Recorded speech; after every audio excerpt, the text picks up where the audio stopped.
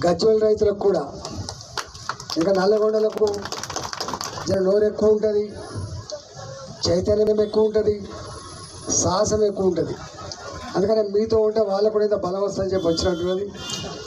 వాళ్ళని కూడా మంచిగా కలుపుకొని పోవాల్సిన అక్కడ ఉన్నది. ఇంకా మీకు తెలుసుదని నాకు వేరే వాళ్ళు కూడా ఉన్నారు. శ్రీశైలం రోడ్డు వాళ్ళు కూడా ఇక్కడ ఉన్నారు.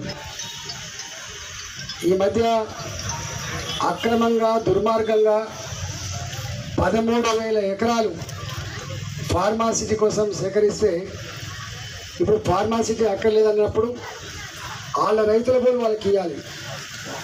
అక్కడ అసైన్మెంట్ భూములకు 5 లక్షల రూపాయలు, పట్టా భూములకు 10 లక్షల రూపాయలు ఇచ్చి ఆడ 3 కోట్లు 4 కోట్ల విలువైన భూముల్ని తీసుకున్నారు వాళ్ళు. కానీ దాన్ని వాపసు ఇవ్వకుండా తెల్లట 4వ సిటీ నిర్మాణం చేస్తున్నారట. ఎవడు సొమ్ము ఎవడు దానం చేసినట్టు ఎందుకోసమో ఇలా తెలంగాణ ప్రజలంతా కూడా ఆలోచన చేయాలి. ఇప్పుడు వాళ్ళకు ఆ 4th సిటీ వాళ్ళ కోసమట ఒక 400 ఫీట్లు 500 ఫీట్ల తోటి చక్కటి రోడ్ అయితే మొత్తం ఎకరముండల మొత్తం భూములు పోతున్నాయి సారు. ఇదే శ్రీశైలం రోడ్డుకు బ్రహ్మాండంగా ఉంది, దాన్ని కొంత ఎక్స్పాండ్ చేసుకొని సరిపోతుంది, మమ్మల్ని కూడా రింగ్ రోడ్లతో జమ చేయమని చెప్పి వాళ్ళు కూడా వచ్చిండ్రు. వాళ్ళకు కూడా సంఘీభావం చెప్తున్నారు. ఇక్కడ నాకు తెలిసి ఇప్పటికే గతంలో కోమటిరెడ్డి వెంకరెడ్డి గారు ఈ త్రిపురాలను చూసేటువంటి రాష్ట్ర మంత్రి ఏం మాట్లాడో మీరు వేసి ఉంటారు అనుకుంటున్నారు. నాకు తెలిసి వేసాగా లేదా ఆయన ఏం మాట్లాడు, కేంద్ర ప్రభుత్వం సంపూర్ణంగా రాష్ట్ర ప్రభుత్వానికే బాధ్యతలు అప్పచెప్పింది అని.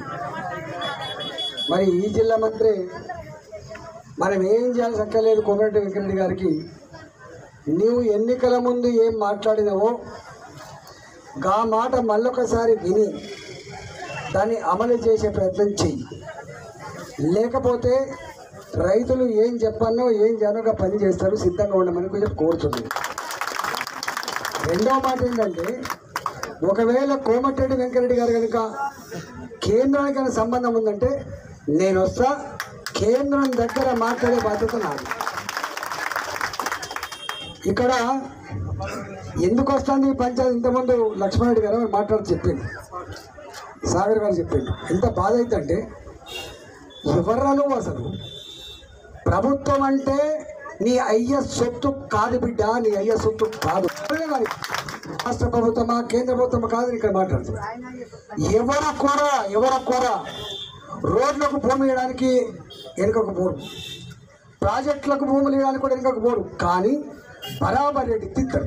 ఆడ 3 కోట్లు ఉంటే 3 కోట్లు, 4 కోట్లు ఉంటే 4 కోట్లు నా ధనంగా గుంజుకొని సమాజానికి సేవ చేస్తా అంటే ఎట్లుకుంటారు రైతు డిమాండ్ అడుగుతున్నాను. మేము ఎవరు వచ్చినా ఎలగొడుతూనే ఉన్నాం, మేము బాధపడుతున్నాం. మా ఆయన ఇప్పుడు 2 ఏళ్ళ సంధి బాధపడుతుండు, ఎప్పుడేమవుతాడో అని మాకు భయం అవుతుంది. ఒకటే ఇదే బాధ, మాకు భూమి పోతుందని మా పిల్లలు మేము ఇదే కష్టం చేసుకొని బతున్నాం.